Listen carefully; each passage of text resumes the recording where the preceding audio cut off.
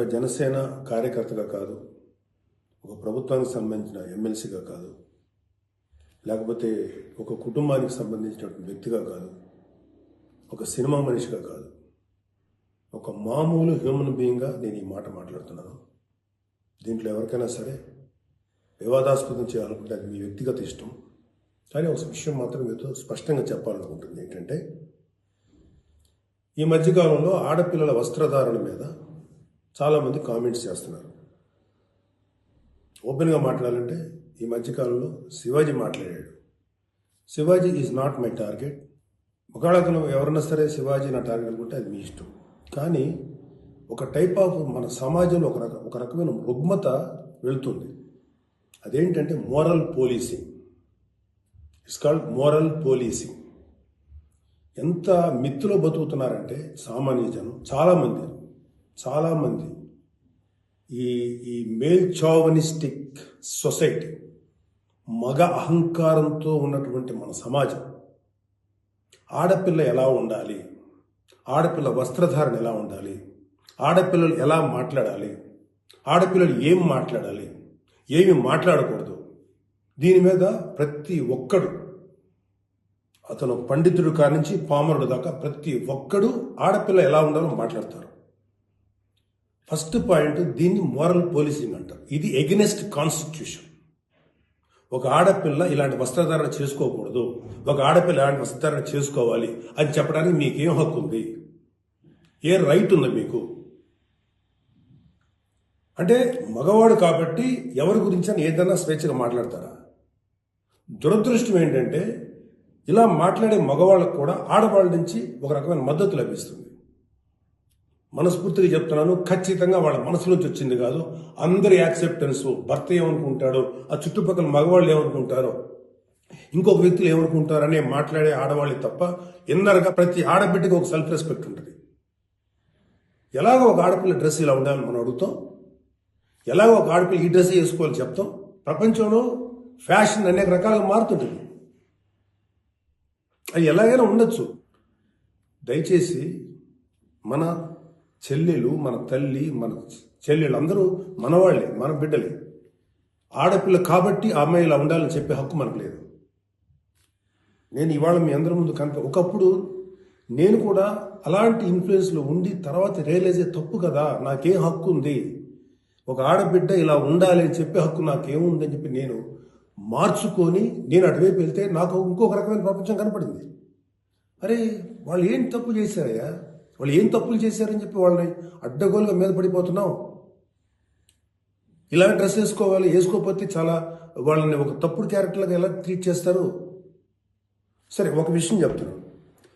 ప్రపంచవ్యాప్తంగా ఉన్న విషయం ఏంటంటే ఆడపిల్లల మీద జరిగేటువంటి అట్రాసిటీస్ వాళ్ళు వేసుకున్న వస్త్రధారణ మీద కాదు, మగవాడి యొక్క క్రూరత్వం, మగవాడి యొక్క బలం, పశుబలం, వీటి మీద దీనికి తగ్గట్టుగా వాడి పశుబలానికి, వాడి క్రూరత్వానికి తగ్గట్టుగా ఆడపిల్లలు బలైపోతారు తప్ప ఏ ఆడపిల్ల కూడా వస్త్రధారణ మీద అవ్వలేదు. ఇది మిత్. మీరు కావాలంటే ఏ ఛానల్లో చూడండి, ఏ యూట్యూబ్లో కొట్టండి, లేకపోతే ఏ గూగుల్లోనే వెతకండి, చరిత్ర చూసుకోండి. ప్రతివాడు స్టేజ్ ఎక్కేసి ఆడపిల్ల ఇలా ఉండాలి, అలా ఉండాలి, మీరు ఎప్పుడు చెప్పడానికి ఆడపిల్ల ఇలా ఉండాలని? బతకనేయండి. ఏ మగవాడితో సమానంగా బతికే హక్కు లేదా ఆడపిల్లలకి? ఏ వాళ్ళకి నచ్చిన డ్రెస్ వేసుకునే హక్కు లేదా? సెక్యూరిటీ అనేది ప్రతి ఒక్కరి హక్కు, ప్రతి ఒక్కరి ఇవ్వదు, ఆడ కానీ మగ కానీ. అయితే ఎస్పెషల్లీ ఆడపిల్లలు రక్షించాల్సినటువంటి వ్యవస్థలు, ఆడపిల్లలు రక్షించాల్సినటువంటి పరిస్థితులు లేవు. అంటే మోస్ట్ ఇన్సెక్యూర్ ప్రపంచంలోనే ఇంకా మనం ఉన్నాం. నా యొక్క కన్సర్న్ ఏంటంటే మీరు ఎలాగైనా ఉండండమ్మా, ఎంత స్వేచ్ఛగానే ఉండండి, ఎలాంటి వస్త్రధారణను చేసుకోండి. కానీ మీరు అది సెలబ్రిటీ అవనండి, సినిమా యాక్టర్స్ అవనండి, పాలిటిక్స్లో ఉన్నటువంటి ఫిమేల్ అవనండి, చిన్నపిల్లలు అవనండి, పెద్దవాళ్ళు అవనండి, మీరు బయటికి వెళ్ళేటప్పుడు, మీరు వెళ్ళాల్సినప్పుడు ప్రాపర్ రక్షణ వ్యవస్థను ఏర్పాటు చేసుకోండి. వ్యక్తిగతంగా మిమ్మల్ని మీరు రక్షించుకునేటువంటి వ్యవస్థను ఏర్పాటు చేసుకోండి.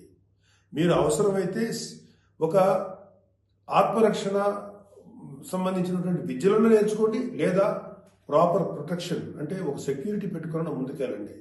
మన దురదృష్టం, మన కర్మ ఏంటంటే ఇంకా మేల్ చావనిస్టిక్ పిగ్స్ ఉన్నటువంటి మన సమాజం ఇది. దుర్మార్గులైనటువంటి మగ జాతి ఉన్నటువంటి సమాజం ఉంది. ఎలా పడితే అలాగ అవకాశం దొరికితే చిన్న పెద్ద తేడా లేకుండా పశువుల్లో ప్రవర్తించేటువంటి మనస్తత్వం చాలా మంది మగవాళ్ళలో ఉంది. పబ్లిక్లో ఒకేసారి గుంపుగా చేసేటువంటి అకృత్యానికి మేము దొరకమనేటువంటి మనస్తత్వంలో ఉన్నారు. మీరు ఎలా ఉండాలో అలా ఉండండి, మీకు ఎలా కావాలో అలాగే ఉండండి, ఎలాంటి డ్రెస్ వేసుకోవాలో అలాగే వేసుకోండి, తప్పేలేదు. చెడ్డ పనులు చేయకండి, యాంటీ సోషల్ ఎలిమెంట్స్గా బారకండి, క్రైమ్ చేయకండి, ఇది చెప్పండి మీరు. అంతేగాని ఇలాంటి డ్రెస్ వేసుకోవద్దు, ఇలా ఉండొద్దు, ఎలా హక్కు ఉందండి మనకి? మగవాళ్ళకి ఏ హక్కు ఉందండి? మహా చెప్పాలనుకుంటే అమ్మ మీ మీద ఎవరైనా అటాక్ చేస్తే తిరిగి కొట్టగలిగేటువంటి శక్తిని సంపాదించుకోండి, డిఫెన్స్ నేర్చుకోండి. ఇది ఒళ్ళంతా బట్టలు కప్పుకున్న ఆడబిడ్డలకి ఇదే వర్తిస్తుంది. ఒక స్టైల్గానో లేకపోతే ఒక మోడర్న్గా ఆడుకున్న డ్రెస్ వేసుకున్న ఆడపిల్లలకి ఇదే వర్తిస్తుంది. దీనికి మగవాడి యొక్క చండాలమైనటువంటి మనస్తత్వం చాలా, అంటే నాట్ ఆల్ మేల్, సపోజ్ కొంతమంది క్రూయల్, ఒక ఆడదాన్ని విలాస వస్తువు చూసే ప్రతి మగ వెధవతి చెప్తున్నాం, వాళ్ళకి ఏ అయినా ఒకటే, ఒళ్ళు నిండా బట్టలు కప్పుకున్నా ఒకటే, మోడర్న్గా స్టైల్గా బట్టలు వేసుకున్న ఆడది ఒకటే. వాళ్ళు కొంతమంది గురించి ఆడపిల్ల ఇలా ఉండాలి అలా ఉండాలి చెప్పడానికి ఏంటి? మీరు ఒక్కసారి వడ్డాది పాపయ్య గారి బొమ్మలు చూసారా? మన అజంతా శిల్పాలు చూసారా? చాలా స్టైలిష్గా మోడర్న్గా ఉంటాయి. అంటే ఆడదానికి వస్త్రాలంకరణ అనేది ఆయా సమాజాల యొక్క కల్చర్ని బట్టి మారుతుంటుంది. ప్యాంటు షర్ట్ వేసుకుంటే తప్ప, చుడిదార్ వేసుకుంటే తప్ప, లేకపోతే మోడర్న్గా మిడ్డీ వేసుకుంటే తప్ప, ఇది వాళ్ళ తప్పు కాదు. వాళ్ళకి సరిగ్గా రక్షణ కల్పించలేకపోవటం, రాజ్యాంగమైనటువంటి మన ప్రభుత్వ వ్యవహారం వాళ్ళకి సరిగ్గా రక్షణ కల్పించకపోవటం ప్రభుత్వ వైఫల్యం అవుతుంది. దాన్ని ఎంకరేజ్ చేసి దాన్ని అడ్డుగా తీసుకొని ప్రభుత్వం యొక్క వైఫల్యాన్ని అడ్డుగా పెట్టుకొని దాన్ని చెల్లరిగిపోయే దుష్కర మూకల యొక్క పని తప్ప ఆడపిల్లల తప్పు కాదు. ఆడపిల్లలు వేసుకునే డ్రెస్సు వల్ల ఆడపిల్లల మీద అత్యాచారం జరుగుతుందని మీరు మీ పనికి మాలిన కామెంట్లను సపోర్ట్ చేసుకుంటూ మాట్లాడే మాట ఇది. మారిపోతుంది సమాజం. ఏఐలోకి వచ్చాం మనం, ఆర్టిఫిషియల్ ఇంటెలిజెన్స్లోకి వచ్చాం. ఇంకా ఆడపిల్ల ఇలాగ ఉండాలని చెప్పి మనస్తత్వం ఉన్న మగవాళ్ళని ఖండించండి. ఇన్ని కబుర్లు చెప్తున్నారు. నేను ఒకసారి లాంగ్ బ్యాక్ చెప్పాను, ముగ్గురు మహానుభావులు మాట్లాడిన మాటలు చెప్పాను. వాళ్ళు ఇలాగే కామెంట్ చేశారు, అప్పుడు వాళ్ళకి ఆన్సర్ చెప్పారు. ఇప్పుడు మళ్ళీ చెప్తున్నా, ఆడదాన్ని అవమానించిన ఏ ఒక్కడు కూడా బాగుపడలేదు. మన పురాణాల ప్రకారం ద్రౌపదిని నడి సభలో అవమానించిన ప్రతి కౌరవుడు సర్వనాశనం అయిపోయాడు, ఇంక్లూడింగ్ భీష్మాచార్యుడు, ద్రోణాచార్యుడితో సహా. ఇప్పుడు నేను మాట్లాడినాక నాకు 100 కామెంట్లు పెడతారు మీరు, నాకు తెలుసు. అయినా నేను నా వాయిస్ ఓపెన్ చేయకపోతే తప్పు చేసినాను అవుతాను. చాలామంది ఆడబిడ్డలు వాళ్ళు ఎన్ని బాధలు పడి ఎంత చేసి ఇలా ముందుకు వస్తున్నారు. వాళ్ళకున్న వ్యక్తిగత సమస్యలు ఉంటాయి. ఒక ఆడపిల్లకి సంబంధించినటువంటి ఎన్నో రకాల ఇష్యూస్ ఉంటాయి. అటన్నింటినీ కాదనుకుని సమాజంలో కొంచెం బతుకుతున్నారు. ఐఏఎస్లు అవుతున్నారు, ఐపీఎస్లు అవుతున్నారు, లేకపోతే పెద్ద పెద్ద పొజిషన్స్లో ఉన్నారు, సినిమా ఇండస్ట్రీలో ఉన్నారు, లేకపోతే క్రియేటివ్ ఇండస్ట్రీలో ఉన్నారు, పెద్ద పెద్ద వ్యాపార సంస్థలో ఉన్నారు. ఆడదాన్ని గౌరవించిన ప్రతి ఒక్కరు గొప్పోడయ్యాడు.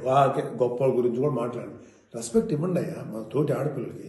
మహా అయితే మీరేం చెప్పాలి ఆడపిల్లలకి? అమ్మ మిమ్మల్ని మీరు ప్రొటెక్ట్ చేసుకునేటువంటి స్థితిలో ఉండండి, మిమ్మల్ని మీరు రక్షించుకోండి, లేదా రక్షణగా మనుషులను తీసుకెళ్ళండి, ఏదో ఒకటి చేయండి. కాకపోతే ఏంటంటే మీకు ఇంత చుట్టుపక్కల ఇంత కరుడు కట్టినటువంటి దుర్మార్గమైన కామాంధులైనటువంటి సమాజంలో కొంతమంది ఉన్నప్పుడు వాళ్ళని మిమ్మల్ని మీరు రక్షించకుండా ఏర్పాటు చేసుకోండి. మీకు ఒక తమ్ముడుగానో, ఒక అన్నగానో, ఒక తండ్రిగానో, ఒక సోదరుడుగానో ఇది నా రిక్వెస్ట్ తప్ప మీరు ఇలా ఉండాలని మాత్రం చెప్పటం పెద్ద క్రైమ్. ఆడపిల్లలు ఉండాలని చెప్పేది పెద్ద క్రైమ్, వెరీ బిగ్ మిస్టేక్. ఇలాంటి దాన్ని మాట్లాడినందుకు ఒక వ్యక్తి యొక్క వ్యక్తిత్వం పక్కన పెడితే ఇలాంటి మాట్లాడినందుకు ఈ మాటలు సపోర్ట్ చేసేటువంటి స్త్రీల గురించి నాకు బాధ అనిపిస్తుంది. ఇలా మాట్లాడతారా? మీ తోటి ఆడపిల్లను ఒకడెవడో అంటే వాడికి సపోర్ట్ చేస్తారా మీరు? అలాంటి దుర్మార్గమైనటువంటి ఆలోచన సపోర్ట్ చేస్తారా? కమాన్, మా బయటకు వచ్చి ఓపెన్ చేయండి, మీ మౌత్, మీ వాయిస్ ఓపెన్ చేయండి, ఫైట్. ఈ చాదస్తపు మెంటాలిటీ ఉన్నటువంటి మగ వ్యధవులకి, ఇలాంటి ఆలోచించే సన్నాసులకి, అలాగే ఇలాగా దాన్ని సపోర్ట్ చేసే పిచ్చి వాళ్ళు ఆడవాళ్ళు ఆ మగవాళ్ళ యొక్క అణిసివేతకు గురైతున్న ఆడవాళ్ళు మాట్లాడే మాటలకి మీరు ఎదురించి మాట్లాడానమ్మా. Please come and voice out. ఎంతసేపటికి సమాజంలో ఇలాగా ఆడబిడ్డలు విక్టిమ్స్ అయిపోయారు, ఎన్ని రకాలుగా అవమానించబడుతున్నారు, హింస చేయబడుతున్నారు, హింస పెట్టబడుతున్నారు. వాళ్ళని మీరు సపోర్ట్ చేయాలి. వాళ్ళని సపోర్ట్ చేయకుండా వాళ్ళ మీద అట్రాసిటీస్ చేసే వాళ్ళని సపోర్ట్ చేస్తారేంటి? ఆడబిడ్డలు కదా, ఎవరైతే నష్టపోయారో వాళ్ళు కదా మీరు సపోర్ట్ చేయాలి. ఒక మాల్లో ఒక ఆడబిడ్డ మీద అవమానించిన ఆ మగాళ్ళని కెమెరాలో పట్టుకొని ఎవడెవడో ఎరగదీసి మధ్యలో ఎరగదీసి చెప్పుతో సెంటర్లో కొట్టుకుంటూ తీసుకెళ్ళాలి కదా. అది కదా మీరు చేయాల్సిన పని. వాళ్ళని అడగాలి కదా, వాళ్ళని శిక్షణ చెప్పాలి కదా. నువ్వు జాగ్రత్తగా ఉండి ఎంత జాగ్రత్తగా ఉండాలి? ఎందుకు ఉండాలి? ప్రతిసారి ఎప్పుడు విక్టిమ్ అయిపోయిన ఆడబిడ్డల మీదే మీరు క్రైమ్ నేరం మోపుతుంటే, వాళ్ళే తప్పు అంటుంటే అంటే పర్లేదు, ఆడబిడ్డల మీద క్రైమ్ చేసిన తప్పలేదు, వాళ్ళు జాగ్రత్తగా ఉండాలి, మగవాళ్ళు మాత్రం ఏమనకూడదా? వాళ్ళకి చెప్పండి.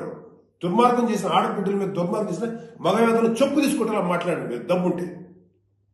అంతేగాని ఎవరైతే నష్టపోయారో వాళ్ళను అనకండి. ఆ స్థానంలో మన బిడ్డలుంటే ఎంత బాధపడుతుందో అది ఆలోచించండి. ఈ మోరల్ పోలీసింగ్ నుంచి మీరు బయటపడేదాకా మీరు మనుషులు కాదు.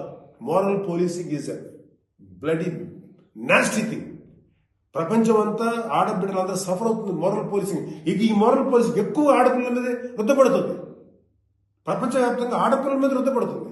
ఎవరైతే సమాజంలో గొప్పగా మాట్లాడుకున్న వ్యక్తులు ఉన్నారో వాళ్ళకి చెప్పండి. వాళ్ళందరూ వచ్చి మాట్లాడాల్సిన అవసరం ఉంది. ఎంతకాలం ఆడపిల్లల మీద ఈ అణిచివేత మీరు అవలంబిస్తారు? ఎంతకాలం వాళ్ళు అణిచివేస్తారు? అలా అని చెప్పి సాంప్రదాయాలు వదలమని చెప్పలా.